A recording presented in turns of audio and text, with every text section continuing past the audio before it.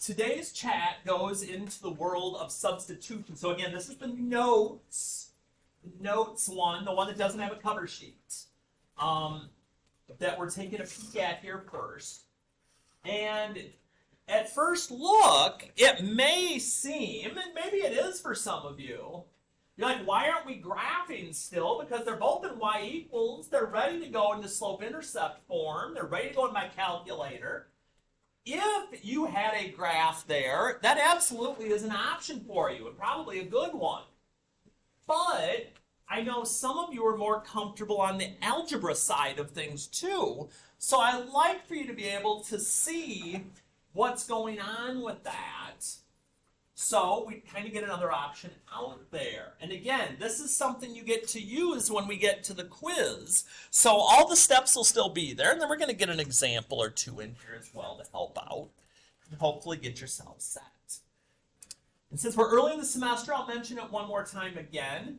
Calculators are always just the one. It's the same number on your desk. And if you ever need writing utensils, I got pencils. If you're looking for colors and things, they're always on the back table as well. So, first things first, solving by substitution. When do I use this? Because sometimes these steps will be easier in one way, sometimes they'd be harder. At least one equation is in y equals form. And we're going to spend 2 days on this. The first day we're going to focus just on when both equations are in y equals. And then tomorrow we will discuss what happens if only one of them is in y equals. How does that change things? So, step one, when both equations are y equals, and they are, I'm going to use colors here, set the expressions equal to each other. Okay, what does that mean? That means I am going to take the equals part of the y equals, the 2x minus 4, and I'm going to set that equal to the y equals part of the other side. You're like, where did the y equals go, though? Since they're both equal to that, they can be equal to each other. So we don't have to put the y part in at this point. Here's why we do this. Because now, instead of there being two variables, y and x, there's only one, x. So once we have that set, we're ready for step 2, which is solve the equation for x. So a couple quick reminders as we do that. The x's and my plain numbers are on opposite sides of the equals. This is not combining like terms in this case. We have to do opposites. And so it's up to you. I normally get all my x's to one side first. So let's just say I decide, okay, I'm going to move this positive 2x. And I got to do an opposite. So the opposite of that positive 2x, I can't plus, that's going to give me more, is to minus that out of there. And here's the thing with doing that. If you wanted, could you a minus 3x to the other side? You could. If you're an x on the left side person, that would be fine. But once we have all the x's to one side, we need to get the x by itself. So how am I going to move the plus 2 to the other side? Can I plus 2 to both sides?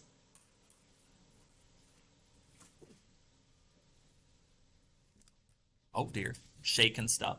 There's not an earthquake going on here. So if I've got this, would that work? No, because 2 plus 2 is 4. So skip that. I got to keep doing opposites. And 1x is the same thing as just plain old x. So you actually, at this point, have x solved for. Now, normally when we're in an algebra class, that's great. We're done at this point. You're like, I solved for x. Isn't that what algebra is? But now there's one last piece. substitute your x that you just got, your answer, into either y equals equation and solve for y. So here's our last step. Labeling your steps, I think, would help. You can take either one of these equations. I'm going to use the first one. And I'm going to start copying it until I get to the x. Because that isn't x anymore. I know what it equals. It equals -6. So take note, everything from this first equation is the exact same, the y, the 2, the -4. The only thing that changed was I took out the x and I replaced it, I substituted it with that value, and now either using my brain or my calculator if I feel like it. Oops, I don't need a graph right now.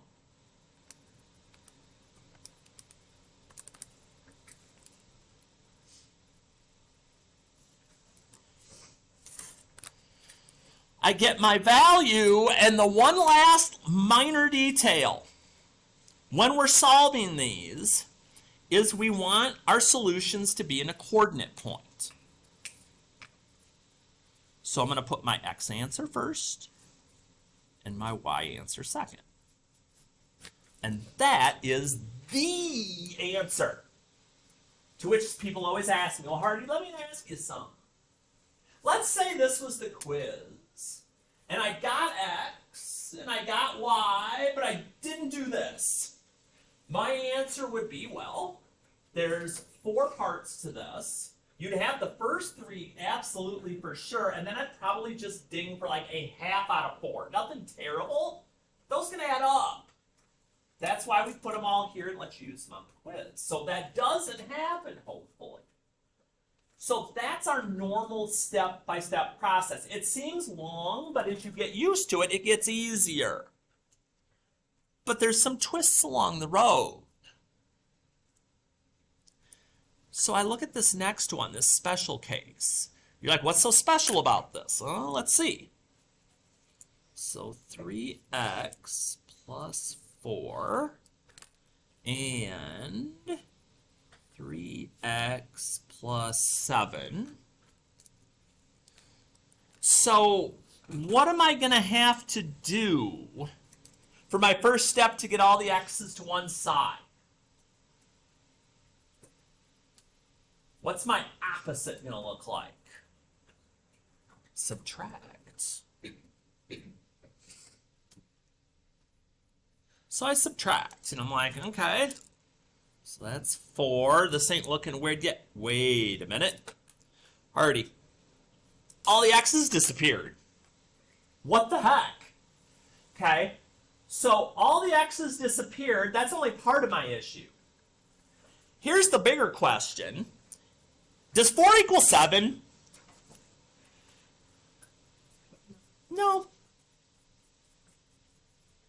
So, if all of your variables disappear, and this is not true, it's no solution. You're like, wait, so I don't even have to do step 2, step 3, step 4. If there's just all the x's go away, that's it, yes. Dang, I hope like 3/4 of the questions are those. They're not, but we do need to know. And there's one other one, too, that can pop up.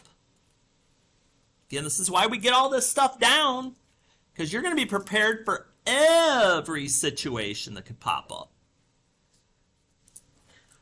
So you're like, okay, kind of the same deal here. So, except this time, since that's negative or minus,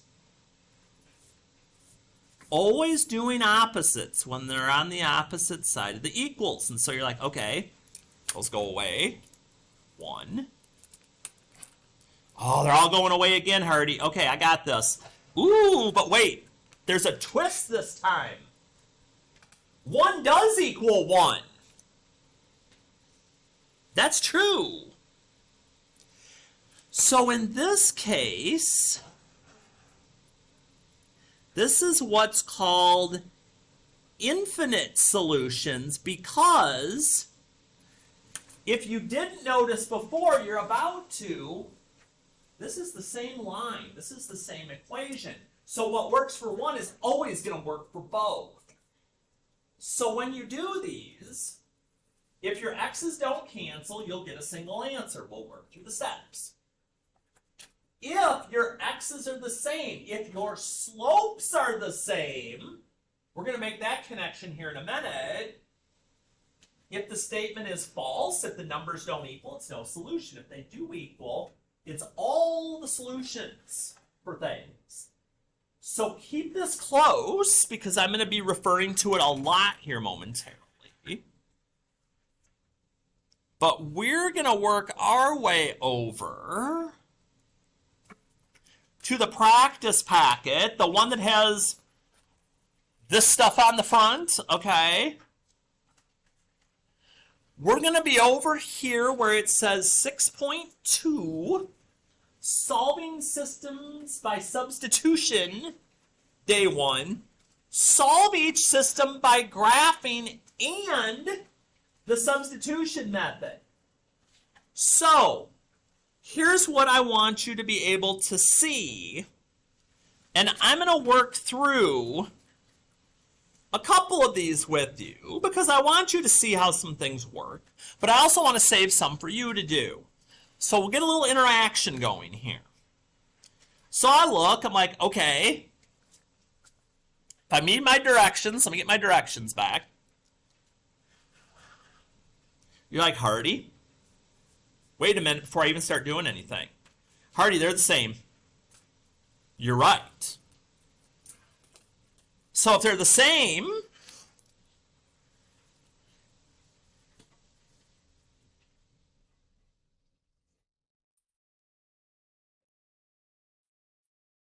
you're like, I love it when that happens. Okay, they're infinite solutions. So what does that mean for the graph side, though? Okay, for the graph side, I still want to graph these. So I come over here. I'm like, okay, there's my y-intercept. Always going to be on that y-axis for my first one. My slope is always going to be a fraction as well. If I need to go back to the notes to remind myself of how the slope works, I can. But we're going to be going down 4 and right 1. Down 4 and right 1 until we run out of room. Make my line. Well, since they're both the exact same equation, they're going to be, in this case, the exact same point. So all you're going to see on your graph is one line. You're not going to see two lines. That's just how this works. Now again, will that be every one? No. No. On some of these, as we start to look, let's say we look at the second one. You're like, well, wait a minute. No, those equations aren't the same. Okay. So, I start to look, and I'm like, all right, negative 4x plus 5. Now, maybe you were quicker than I am and noticed something.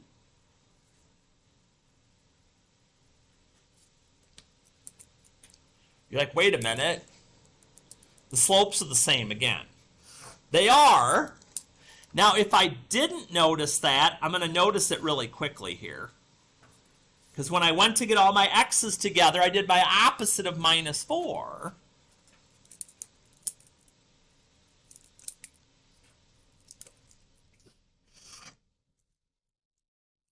And I'm like, I've seen that before.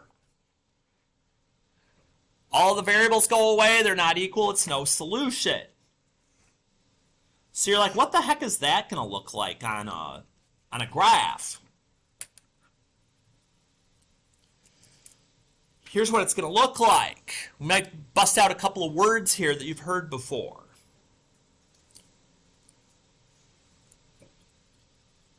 Y-intercept, the number without the x. Again, my slope, make it a fraction if it isn't one. We're going down 4 and right 1. You're like, Hardy, this is like the same one from up above. It is.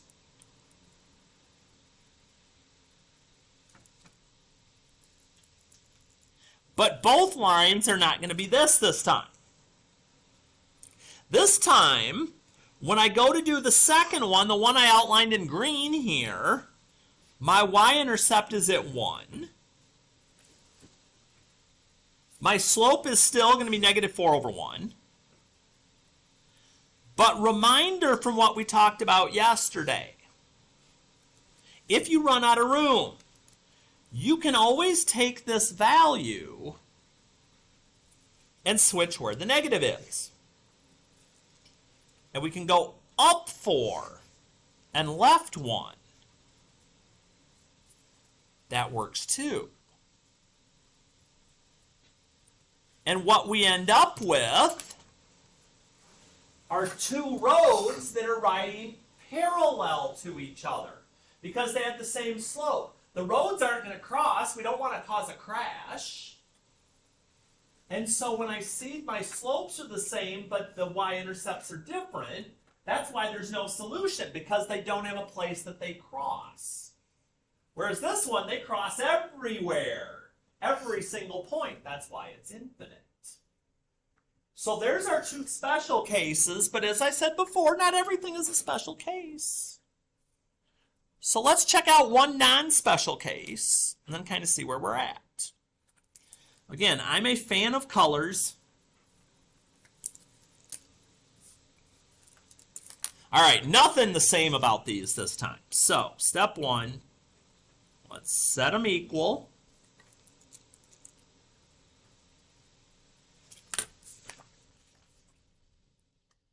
Okay, we set them equal. All right, solve the equation for x. Again, it's totally up to you how you do this. If you want everything on the left side, minus the 1 over. If you like to keep them positive, that's what I like to do. I'm going to move that negative 2x. I'm going to add it over. We will get to the same answer as long as we're doing opposites correctly. Either way.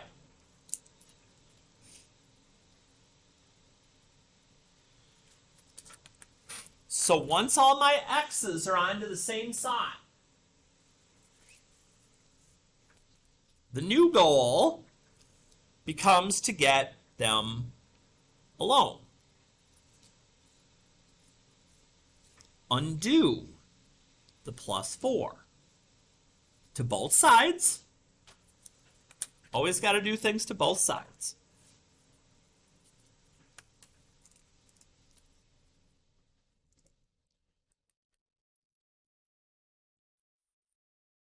And then solve what we've got left. Is it a bit tedious at times? It can be. I'm not going to tell you it's not. That would be a fib. I don't like doing fibs. So you're like, okay, I got x. The last part here, which is going to be the easy part, you pick either one of the equations. I always look for the one that looks easier. X plus 4 looks easy, so that's the one I'm going to use. So I'm just going to kind of draw an arrow here so I know which one I'm using. I know what x is, so I'm going to replace the x with negative 2, but then the rest stays the same. Negative 2 plus 4 is 2. So my answer, I'm going to put it in a coordinate point.